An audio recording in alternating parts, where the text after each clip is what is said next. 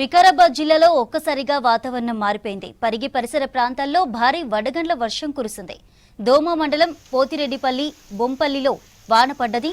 అకాలంగా వర్షాలు కురవడంతో మామిడికాయలు రాలుతున్నాయి.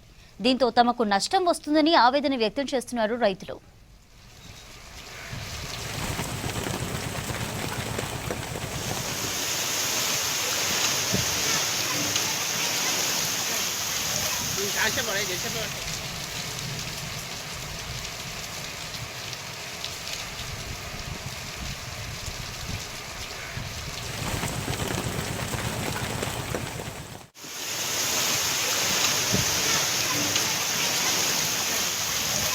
आशा पड़े जैसे